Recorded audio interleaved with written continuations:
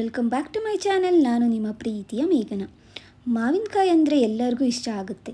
ಅದರಲ್ಲೂ ಮೊಸರನ್ನ, ಅನ್ನ ಸಾಂಬಾರ್ಗಂತೂ ಪಕ್ಕದಲ್ಲಿ ಉಪ್ಪಿನಕಾಯಿ ಇದ್ದರೆ ಒಂದೆರಡು ತುತ್ತು ಎಕ್ಸ್ಟ್ರಾನೇ ತಿಂತೀವಿ ಅಲ್ವಾ. ಈಗ ಮಾವಿನಕಾಯಿ ಉಪ್ಪಿನಕಾಯಿ ಹೇಗೆ ಮಾಡೋದು ಅಂತ ನೋಡೋಣವಾ. ಮೊದಲಿಗೆ ಮಾವಿನಕಾಯಿನ ನೀರಿನಲ್ಲಿ ಚೆನ್ನಾಗಿ ತೊಳ್ಕೊಳ್ಳೋಣ. ನಾನಿಲ್ಲಿ 2 ಮಾವಿನಕಾಯಿ ತೊಗೊಂಡಿದ್ದೀನಿ. ಆನಂತರ ಒಂದು ಒಣ ಬಟ್ಟೆಯಲ್ಲಿ ತೇವಾಂಶ ಇಲ್ದಿರೋ ಹಾಗೆ ಚೆನ್ನಾಗಿ ಒರೆಸ್ಕೊಳ್ಳೋಣ.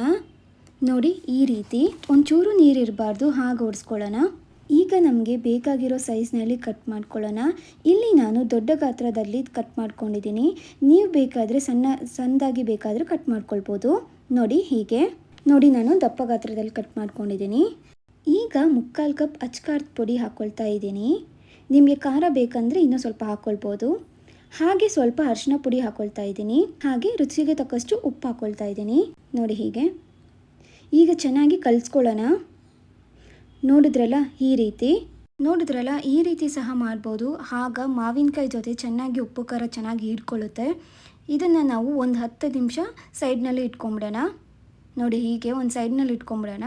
ಈಗ ನಾವು ಉಪ್ಪಿನಕಾಯಿಗೆ ಪುಡಿ ಮಾಡ್ಕೊಳ್ಳೋಣ. ಇಲ್ಲಿ ನಾನು ಒಂದು ಪ್ಯಾನ್ಗೆ 2 ಸ್ಪೂನ್ ಸಾಸಿವೆ ಹಾಗೆ 1 ಸ್ಪೂನ್ ಮೆಂತ್ಯ ಹಾಕ್ಕೊಂಡಿದ್ದೀನಿ. ಹಾಕ್ಕೊಂಡು ಸ್ವಲ್ಪ ಚೆನ್ನಾಗಿ ಫ್ರೈ ಮಾಡ್ಕೊಳ್ಳೋಣ. ನೋಡಿ ಹೀಗೆ ಕಲರ್ ಚೇಂಜ್ ಆಗೋವರೆಗೂ ಸಣ್ಣ ಉರಿನಲ್ಲೇ ಬಾಡಿಸ್ಕೊಳ್ಬೇಕು. ನೋಡಿ, ಕಲರ್ ಚೇಂಜ್ ಆಗ್ತಾ ಬಂತು. ಈಗ ನಾವು ಪುಡಿ ಮಾಡ್ಕೊಳ್ಳೋಣ. ಸ್ವಲ್ಪ ತರ್ತರಿಯಾಗೇ ಇರಲಿ ಪುಡಿ. ಈಗ ಅದೇ ಪ್ಯಾನ್ಗೆ 1 ಕಪ್ ಅಡುಗೆ ಎಣ್ಣೆ ತೊಗೊಂಡಿದ್ದೀನಿ. ಹಾಗೆ ಎಣ್ಣೆ ಕಾಯ್ದ ಮೇಲೆ ಸಾಸಿವೆ ಹಾಕ್ಕೊಳ್ತಾ ಇದ್ದೀನಿ. ಸಾಸಿವೆ ಸ್ವಲ್ಪ ಚಿಟಪಟ ಅಂದಮೇಲೆ ಒಂದು ಸ್ವಲ್ಪ ಹಿಂಗೆ ಹಾಕ್ಕೊಳ್ತಾ ಇದ್ದೀನಿ.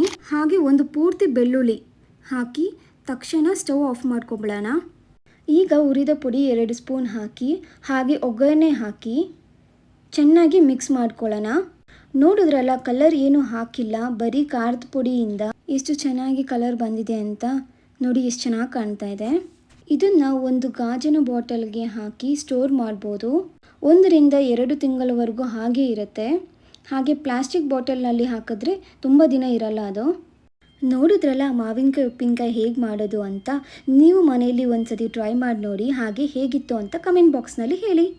ಈ ವಿಡಿಯೋ ನಿಮಗೆ ಇಷ್ಟ ಆಗಿದ್ದಲ್ಲಿ ಒಂದು ಪುಟ್ಟ ಲೈಕ್ ಮಾಡಿ, ಹಾಗೆ ಶೇರ್ ಮಾಡಿ, ಕಮೆಂಟ್ ಮಾಡಿ, ಹಾಗೆ ಮರಿದಿರ ಸಬ್ಸ್ಕ್ರೈಬ್ ಮಾಡ್ತಿರಲ್ಲ.